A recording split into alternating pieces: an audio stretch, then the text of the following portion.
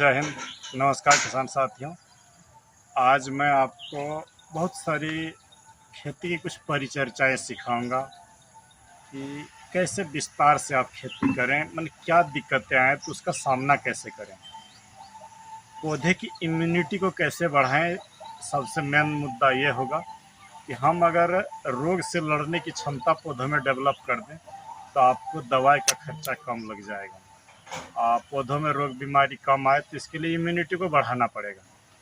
तो पौधों के इम्यूनिटी को बढ़ाने का बस एकमात्र साधन है, आपको कैल्शियम पर विश्वास करिए और क्या बोलते हैं ये आपका पोटास पर 0050 पर। तो इसी पर एक नुस्खा पिछले साल भी दिया था, आज मैं आपको देने जा रहा हूँ और साथ ही आपको आज बताऊंगा कि खेती का होमवर्क कैसे करें। अगर आप पीछे का पार्ट देख लिए तो संभवतः बहुत घाटे से आप बच जाएंगे। चलिए सबसे पहले आपको दिखा दूं, ये देखिए खीरे का पौधा। इधर से देखिए, ये जो दूध और ग्लूकॉन डी दिया था जिस दिन दिए थे, आज से 2 दिन पहले यहाँ पर था पौधा, आप वीडियो में देखे होंगे। आज लगभग 3 दिनों में 2 फीट की ग्रोथ सब में है। पूरा प्लॉट का अगर आप देखिएगा, लंबा ट्रेल देगा, सब में आंखों देखी ग्रोथ है और बम्फर ग्रोथ है, क्या कहते हैं। तो किसान साथियों, मैं आपको बस यही कहूँगा कि आप एक बार लगा के देखिए। अन्य यूट्यूबर तो बोलता है ये रिजल्ट मिल जाएगा, वो मिल जाएगा। नहीं, जो मुझे मिलता है वही मैं दिखाता हूँ और इस दावे के साथ आपको बोल रहा हूँ कि आपको भी मिलेगा, आप भी लगाइए। अगर मैं एक बार और इसमें दूध, ग्लूकॉन डी और उसका स्प्रे कर दूं तो ये रॉकेट बन जाएगा, अब उसमें कोई दो मत नहीं है। मुझे लगा था बारिश के कारण मैं हार जाऊंगा इन पौधों से, लेकिन अब लग रहा है कि नहीं, इन्हें मैं बचा लिया। तो आइए चलिए आज बात करते हैं कि इम्यूनिटी कैसे बढ़ाएं।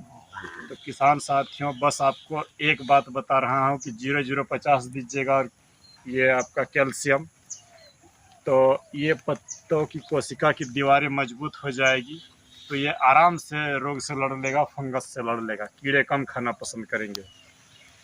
तो आइए चलिए देते हैं। सबसे पहला जो है, ये देखिए 10 लीटर पानी लिया हूँ, 0050, ये 20 ग्राम दें। छोटे पौधे अगर रहेंगे तो आप 1 से 1.5 ग्राम प्रति लीटर दीजिएगा। मैं यहाँ 2 ग्राम ले रहा हूँ प्रति लीटर।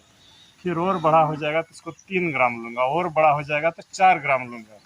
जैसे इतने बड़े अगर पौधे हैं तो आप मात्र 1 से 1.5 ग्राम दीजिएगा, लेकिन मेरा ये दिन अधिक हो गया है तो मैं यहाँ पर ले रहा हूँ 2 ग्राम 0050। ये पोटास है, एरीज का है, ये देख लें आप, पैकेट सामने है। 20 ग्राम ये देखिए पोटास डाल दे रहा हूँ। ये पोटास, इसके साथ सिजेंटा की थायोनिट्री सल्फर 80% वाला। बहुत सारे किसान साथी कमेंट किया था कि क्या इससे ज़्यादा हम सल्फर बनाएं। बिल्कुल नहीं, ये स्प्रे और ड्रेंचिंग के लिए तो आप इसी काम में लें। ये इसको भी दूंगा 20 ग्राम। ये देखें,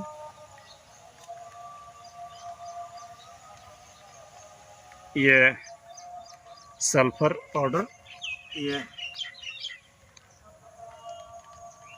20 ग्राम। एक बात यहाँ पर आपको स्पष्ट कर दूं, ये जो सल्फर है आपको फूल फल आने से पहले ही दे लेना, तो फ्लावर ड्रॉपिंग की शिकायत होती है। इसलिए जितना बार सकिएगा फूल आने से पहले इसको स्प्रे कर लीजिए, ड्रेंचिंग कर लीजिए, ज़्यादा अच्छा रहेगा। तीसरी जो सामग्री मैं डाल रहा हूँ वो इसमें M45 कितना लीजिएगा ना, इसको भी देना है आपको 2 ग्राम, मैंने 10 दूनी 20 ग्राम प्रति लीटर, 2 ग्राम पर लीटर के हिसाब से 10 लीटर पानी लिया हूँ, तो ये लगभग 20 ग्राम डाल रहा हूँ।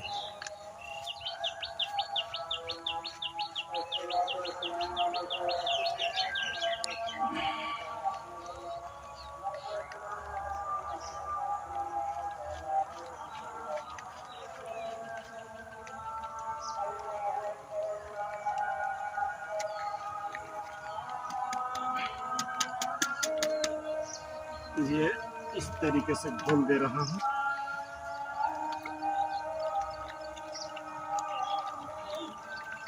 इसमें स्टिकर नहीं मिलाइएगा और नहीं तो पत्ते जलने की शिकायत हो सकती है, इसीलिए इसको नॉर्मल लीजिएगा। ये आप चाहे कोई भी फसल किए हैं, खास करके मिर्ची, बैगन, टमाटर, खीरा, लौकी, करेला, सब में दीजिए। अगर आप ये सल्फर दे के रख रहे हैं तो बस यही जान ले कि आपके पौधे को रोग से बचा लेगा। किसान साथी, इस साल बड़ी चैलेंज है, बारिश रोज हो रही है, तो आपको उस हिसाब से काम भी करना होगा। तो ये सॉल्यूशन घुल रहा है, तब तक मैं आपको खेती के होमवर्क के बारे में बता लूँ।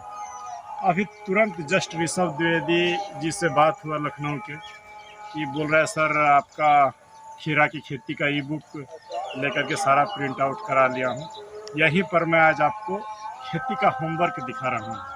अगर आप इस होमवर्क को फॉलो करेंगे तो चाहे कोई खेती हो, कभी घाटा नहीं देगा, कभी आपके साथ धोखा नहीं होगा। एक पेज ले ले इस तरीके से, ये जो पेज है ये पिछले साल की है। पवन मंडल जी बोले थे मुझे देने के लिए, लेकिन घर में फेंका हुआ था, खोजते खोजते काफ़ी खोजने के बाद मिला।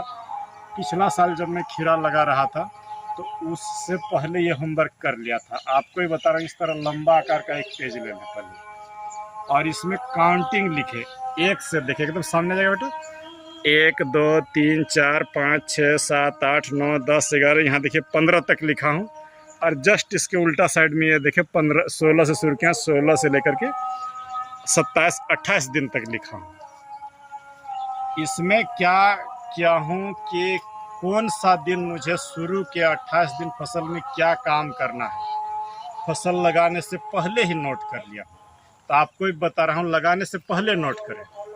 क्या नोट करिएगा सो सुन लिए, कि रोपाई जिस दिन हुआ पहला दिन, रोपाई नहीं अंकुरन जिस दिन हो गया उस दिन सबका काम स्टार्ट हो गया। बैगन, टमाटर, मिर्ची लगा रहे हैं तो जिस दिन ट्रांसप्लांटिंग करें उस दिन पहला दिन हो गया। अंकुरन के दिन से क्या स्प्रे करिएगा, तो देखिए पहला दिन और ये देखिए 7वें दिन, ये पहला दिन जैसे साफ और इमिडाक्लोरोपिड दे दें, खीरा के लिए बनाया था मैं, तो आप लिख के रखा हूँ कि यहाँ साफ और एक तारा चाहिए, क्या कहते हैं, और इमिडाक्लोरोपिड।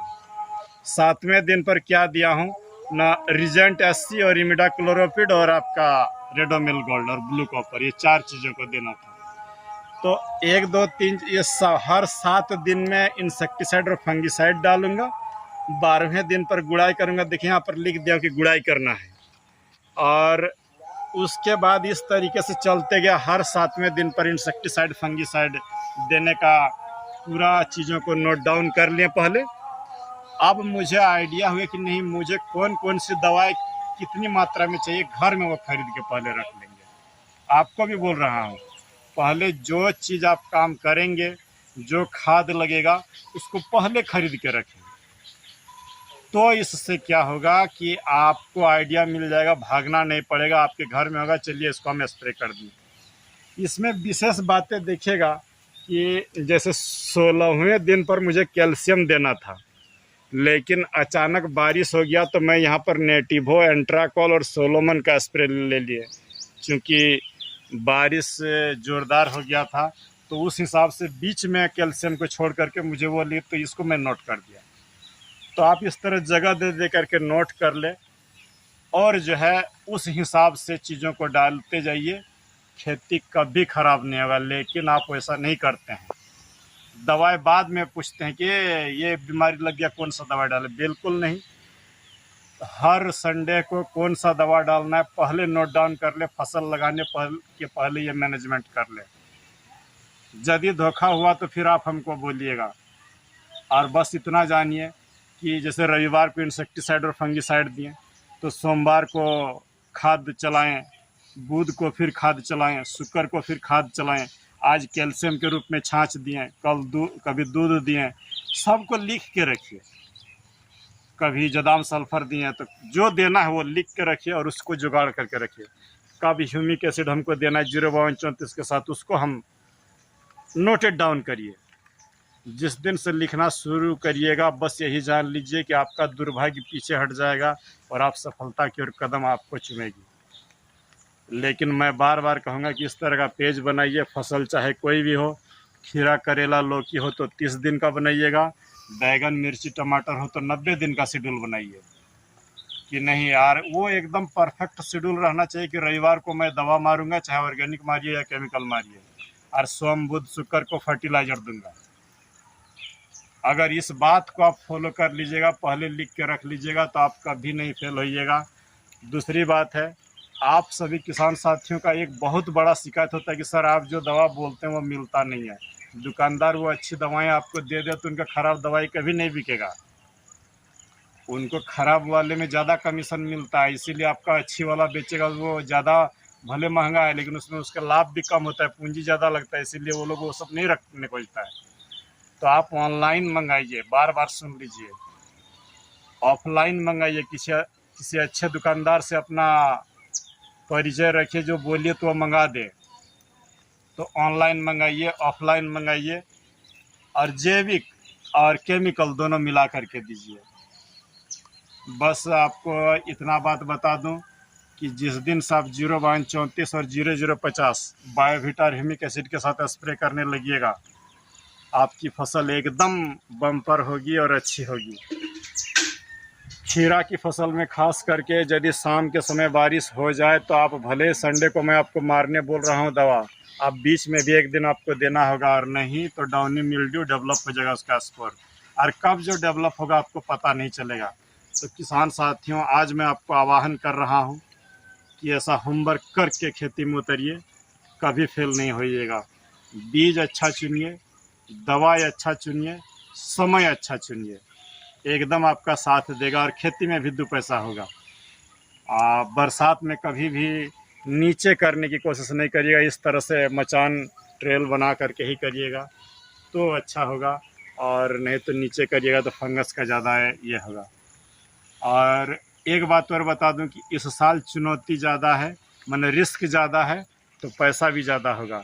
खेती करना इस साल मुझे भी बहुत टफ लग रहा है, क्योंकि जिस दिन से बारिश प्रारंभ हुई है, आज 1 महीना पार हो गया, इनको कोड़ाई बहुत बड़ी मुश्किल से कर पाया हूँ, कुछ कोड़ाई कर भी नहीं पा रहा हूँ। बारिश मौका ही नहीं दे रहा है, दवा देने का मौका नहीं दे रहा है। लेकिन आपको मैं यही कहूँगा कि स्टिकर दे के दवा मारिए, खाद के साथ स्टिकर नहीं मिलाइएगा, और ऐसा होमवर्क करिए। तब भी यदि दिक्कत हो रहा है तो होमवर्क बना लीजिए और मुझे भेजिए व्हाट्सएप पर। मैं आपको जो है, अगर कुछ उसमें त्रुटियाँ रह गई तो आपको मैं सुधारने का प्रयास करूँगा। एक बात बता दूँ कि जैसे उसमें फ्लावरिंग स्टेज आ जाए तो ब्लू कॉपर, सल्फर, इस सब का स्प्रे नहीं करिए खीरा में, नहीं तो फ्लावर ड्रॉपिंग की शिकायत होती है। उस समय आप समय चीज़ों को ही करिए। वायरस को रोकने के लिए कुछ बायो स्टिमुलेंट रखिए, जैसे ए स्टार हो गया, श्रीकर मुद्रा हो गया, एक्टिव मैक्स तो बंद हो गया, जो मैं हर वीडियो में बोलता था बंद हो गया, तो उसको छोड़िए, जो मिल रहा है उसी में से करिए। जैसे श्रीकर मुद्रा है, ए स्टार है, आपका और भी आता है कंपनी का, वो एंटीवायरस चीज़ों को दीजिए, और 0050 को दीजिए। मैग्नीशियम जिंक का स्प्रे आप प्रॉपर रूप से लीजिए, बोरोन का समय समय पर स्प्रे लीजिए, इसाबियन का स्प्रे दीजिएगा तो खेती अच्छा होगा। और सबसे अंतिम बात है, बार बार बोल रहा हूँ कि खेती में रोज़ आपको समय मांगता है। पर डे अगर आप खेत का मुआयना करिएगा तो यहाँ पर यदि मेरा रोग बीमारी डेवलप होगा तो मुझे दिख जाएगा, लेकिन अगर आप विकराल रूप होने के बाद दवाई भी मारेंगे तो वो काम नहीं करती है वो दवाइयाँ। तो चलिए, आज आपको मैं ये आह्वान के साथ कि अपना होमवर्क खुद करिए, आपकी रणनीति आपकी खेत के लिए स्पेशल होना चाहिए। मैं जो बता दूंगा वो कभी ठीक हो सकता है, नहीं होगा, लेकिन आप जो अपने से मेहनत करके करिएगा तो आपका जो है परमात्मा, ईश्वर जिसे आप मानते हो, वो आपको फेल होने नहीं देगा। किसान साथियों, सोच समझ करके खेती करिए, बेहतर होगा। और नहीं तो खेती से बड़ा जुआ कुछ नहीं है। नहीं तो आज भी भारत के लाखों किसान घाटे में है, बस अपनी रणनीति खुद से तय नहीं करने की वजह से। आपको बस इतने कहूँगा कि रणनीति खुद बनाइए, कौन सा दवाई लगेगा जो आपकी खेत के लिए अच्छी हो, आप खुद से सेलेक्ट करिए।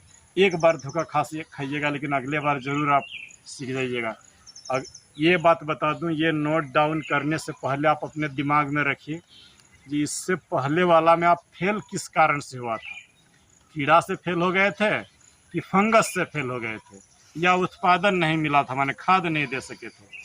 पोषक तत्वों का बैलेंस डाइट बनाइए, दवा का बैलेंस डाइट बनाइए, तो देखिएगा खेती अच्छा होगा। जहर ज़्यादा देने की ज़रूरत नहीं, हम खाना के माध्यम से भी जो है ये इसके रोग बीमारियों को रोक सकते हैं। तो चलिए बने रहिएगा साथ में, आशा करते हैं। और अगर वीडियो अच्छी लगी हो तो होमवर्क बनाने में भारत के किसी एक किसान को ये वीडियो भेज दीजिएगा, ताकि वो भी अपनी जीवन को बदल सके। धन्यवाद, नमस्कार, जय हिंद।